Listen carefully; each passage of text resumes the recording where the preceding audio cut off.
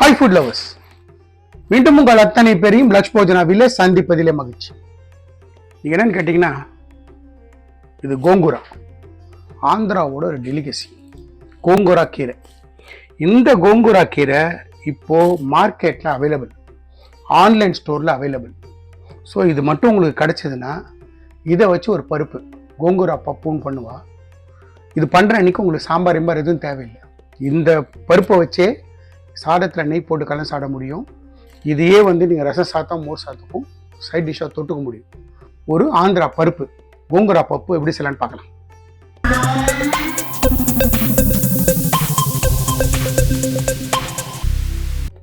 கிட்டத்தட்ட இங்கே ஒரு 125 கிராம் பருப்பு, தோரம் பருப்பை கிட்டத்தட்ட 1.5 மணி நேரமாக ஊற வச்சுருக்கேன். நல்ல தண்ணியோடு தான் அரைச்சிருக்கேன். இதை முதல்ல குக்கருக்கு மாற்றிக்கிறேன். இன்னும் கொஞ்சம் தண்ணி, இந்த லெவல் தண்ணி போகும். இதில் 1/4 டீஸ்பூன் மஞ்சத்தூள், ஒரு 1/2 டீஸ்பூன் கடலெண்ணெய்,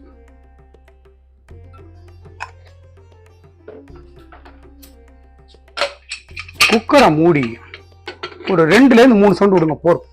இது ரொம்ப குழையக்கூடாது, பருப்பு வெந்திருக்கணும், ஆனால் பருப்பு நல்லா மறந்துருக்கணும். அந்த கன்சிஸ்டன்சி குக் பண்ணி எடுத்து ஸ்டவ் ஆன் பண்ணி குக்கர் வச்சுருக்கேன். ஒரு 3 சவுண்டு வந்தோன்னா ஆஃப் பண்ணிடுவோம். நம்மளோட கோங்குரா ஸ்டவ் ஆன் பண்ணி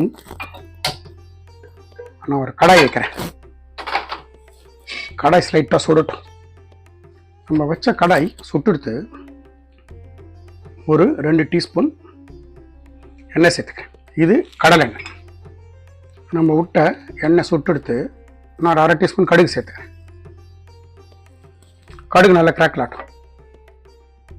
கடுகு கிராக்கில் ஆகிட்டு இருக்கும்போதே 1/4 டீஸ்பூன் ஜீரகம்,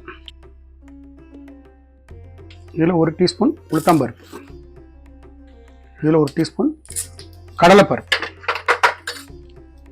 நான் ஒரு 5 பச்சை மிளகாய் கீரி வச்சுருக்கேன், சேர்த்து கொஞ்சமாக கருவேப்பிலை. இந்த டிஷ்ஷை பொறுத்த மட்டுக்கும் காரம் கொஞ்சம் பார்த்துக்கங்க, ஏன்னா இது புளிப்பு கீரை. ஸோ அதனால் காரம் கொஞ்சம் எக்ஸ்ட்ராவாக எடுக்கும். தவிர நான் இப்போ சாம்பார் பொடி சேர்ப்பேன், அதனால் காரம் ஒரு சைடு கூட இருக்கிறது தப்பு இல்லை. ஒரு 5 பல்லு பூண்டு, பூண்டு வேண்டாம்னு நினைக்கிறவங்க அவாய்ட் பண்ணிடலாம். இது கூடவே ஒரு வெங்காயம் ஃபைனாக சாப் பண்ணி வச்சுருக்கேன், சாப் பண்ண வெங்காயம்.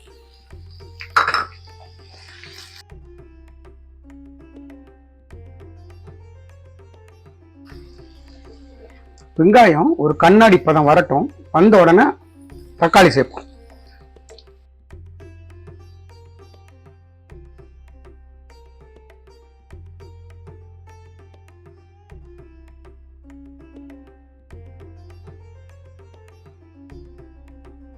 நம்மளோட வெங்காயம் கண்ணாடி பதத்துக்கு வந்துடுத்து.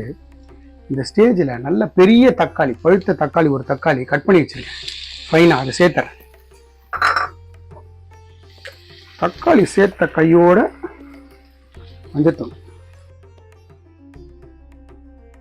அதே மாதிரி 1 டீஸ்பூன் உப்பு போட்டு நல்லா கலந்து விட்டுருங்க. இப்போ இந்த தக்காளி நல்லா குழஞ்சி வெந்து வரட்டும், அது வரைக்கும் ஒரு மூடி போட்டு குக் பண்ண. ஃப்ளேமை லோ டு மீடியம் வச்சுக்கோங்க. இப்போ நம்ம இந்த குக்கரில் கோங்குராக்காக வச்ச பருப்பு பார்த்தீங்களா, நான் சொன்னது இந்த மாதிரி தான். இந்த மாதிரி குக் பண்ணி வச்சுக்கோங்க. இந்த பருப்பு பார்த்தீங்கன்னா மொத்தமாக குழஞ்சில இந்த மாதிரி ஒரு கன்சிஸ்டன்சி வச்சுக்கோங்க. ரொம்ப குறைச்சிடாது, வெந்திருக்கு ஆனால் பருப்பு தெரியணும். தக்காளியை நல்லா இது மாதிரி மசிச்சு விட்ருங்க. நல்லா வெந்திருத்து, வெந்த தக்காளியை நல்லா இது மாதிரி மசிச்சு, தக்காளி வெங்காயம் எல்லாம் பச்சை மிளகாய் எல்லாம் ஒரு சேர இருக்கட்டும், தனித்தனியாக தெரிய வேண்டாம்.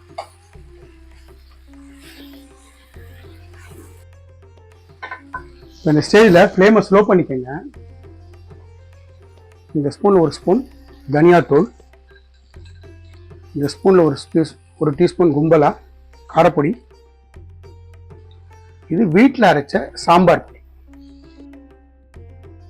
எல்லாத்தையும் நல்லா கலந்து விட்டுருங்க. கலந்து விட்டுட்டு எங்கிட்ட புளி கரைச்சல் இருக்கு, இது ஒரு 10 கிராம். என்னதான் அது புளிக்கறியா இருந்தாலும் இந்த புளி கொஞ்சம் சேர்க்கறது பெட்டர். அதையும் சேர்த்துட்டு தண்ணி விட்டுருங்க ஒரு 1/2 டம்ளர். இப்போ இந்த ட்ரை மசாலா, இந்த புளி எல்லாம் பச்சை வாசனை போய் மறுபடியும் எண்ணெய் திரண்டு வர வரைக்கும் மூடி போட்டு குக் பண்ணு. நடுவில் ஒரு வாட்டி எடுத்து இப்படி கலக்கி விட்டுருங்க.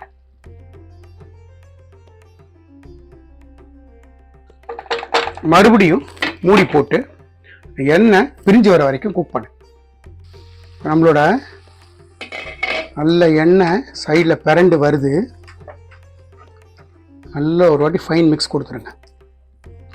பார்த்தீங்களா, நல்ல ஒரு தொக்கு கன்சிஸ்டன்சிக்கு எடுத்து வந்துட்டோம். இப்போது இந்த கையில் பார்த்தீங்கன்னா ஒரு 1 2 ஒரு 3 பிடிச்ச பொடி கோங்குரா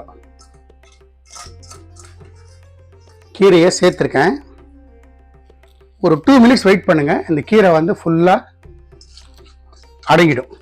இந்த பாத்திரத்துக்குள்ள இருக்கிற இடமே தெரியாம போயிடும். மூடி போட்டு குக் பண்ணு. ஒரு 2 to 3 மினிட்ஸ்க்கு அப்புறம் திறந்து பார்க்கலாம். பார்த்தீங்கன்னா நம்மளோட கீரை போடும்போது இப்படி இருந்தது பாருங்க. இப்போ எப்படியா எடுத்துப்பா.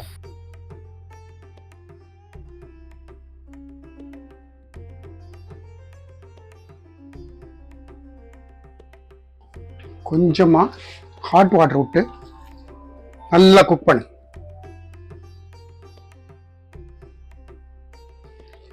எப்படி நம்ம பாலக்கீரை மாதிரி இதுவும் நல்லா ஸ்மாஷ் ஆயிடும். கீரை இருக்கிறதே தெரியாது.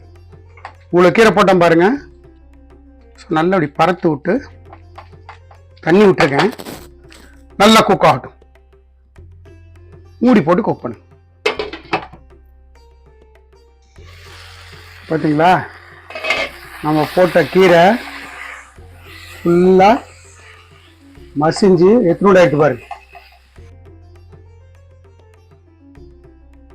இப்போ நம்ம கீரையை நல்லா குக் பண்ணிட்டோம். இந்த ஸ்டேஜில் நம்மளோட பருப்பு இருக்குல்ல, வேக வச்ச பருப்பை சேர்த்துருங்க. பருப்பையும் சேர்த்துட்டு இந்த டிஷ்ஷுக்கு தேவையான உப்பு அதையும் சேர்த்துட்டு நல்லா கலந்து விடுங்க.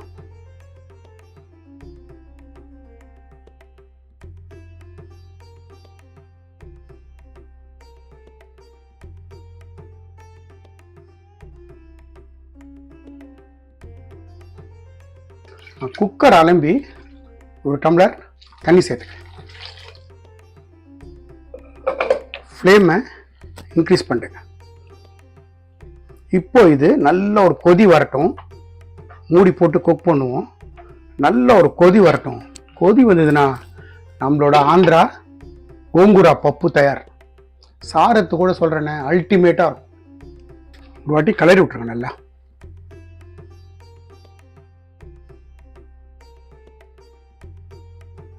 கிளறி விட்டுட்டு ஒரு வாட்டி உப்பு புளிப்பு காரம் செக் பண்ணிடலாம். டேஸ்ட் பண்ணி பார்த்துட்டேன். எனக்கு ஒரு உப்பு தேவைப்படுது. நான் ஒரு டீஸ்பூன் 1.25 டீஸ்பூன் உப்பு போட்டுக்கிறேன். உப்பையும் போட்டுட்டு மிக்ஸ் பண்ணி விட்டுறேன். உப்பு போட்டிருக்கோம். ஒரு நிமிஷம் கொதி வரட்டும். நல்ல ஒரு கொதி வருது பாருங்க. ஃபைனலாக நல்ல ஒரு மிக்ஸ் பண்ணுங்க. ஃப்ளேமை ஸ்லோ பண்ணிக்கோங்க. நல்லா கலந்து விட்டுருங்க. பார்த்தீங்களா, நம்மளோட ஆந்திரா கோங்குரா பப்பு அட்டகாசமாக இருக்கும். சாத்து கூட நெய் போட்டு கலந்து சாப்பிடுங்க. ஃபென்டாஸ்டிக்காக இருக்கும். ஃபினிஷ் பண்ணும்போது மேலே கொத்தமல்லி தூவி ஃபினிஷ் பண்ணிவிடுவோம். நம்மளோட ஆந்திரா கோங்குரா பப்பு தயார். நம்மளோட ஆந்திரா டெலிகேசி ஒரு கோங்குரா பருப்பு ஃபென்டாஸ்டிக் ரெசிபி. இது இருந்தால் உங்களுக்கு சாம்பார் ரசம் எதுவுமே தேவையில்லை. இந்த ஒரு ஐட்டம் வச்சுட்டு நீங்கள் சாத்தில் கலந்து சாப்பிட்டு டேரெக்டாக தயிர் சாதம் தொட்டுக்க முடியும். ஒரு அருமையான ரெசிபி. நான் எந்த மாதிரி இன்க்ரீடியன்ஸ் போட்டு எப்படி செஞ்சணும் அதே மாதிரி செய்யுங்க. எனக்கு கிடைச்சது எக்ஸ்ட்ரா ரிசல்ட் உங்களுக்கும் கிடைக்கும். இந்த வீடியோ பிடிச்சிருந்தா லைக் அண்ட் ஷேர் பண்ணுங்க. உங்கள் ஃபேமிலி அண்ட் ஃப்ரெண்ட்ஸ்க்கு வந்து ரெக்கமெண்ட் பண்ணுங்க. நம்ம லக்ஷ்போஜனா சேனலுக்காக ஒரு வாட்ஸ்அப் குரூப் கிரியேட் பண்ணியிருக்கோம். அந்த வாட்ஸ்அப் குரூப் எதுக்குன்னு கேட்டிங்கன்னா, நிறைய பேர் நோட்டிஃபிகேஷன் வரலன்றாங்க. அதுக்காகவும் அதே மாதிரி டிஸ்கிரிப்ஷனில் இருக்கிறத வந்து பார்த்து ப்ரிப்பேர் பண்ணுறதுக்கும் யூஸ்ஃபுல்லாக இருக்கும். ஸோ இன்ட்ரெஸ்டட் பர்சன்ஸ் அந்த வாட்ஸ்அப் குரூப்பில் ஜாயின் பண்ணிக்கோங்க. Lakshman signing off from லக்ஷ்போஜனா.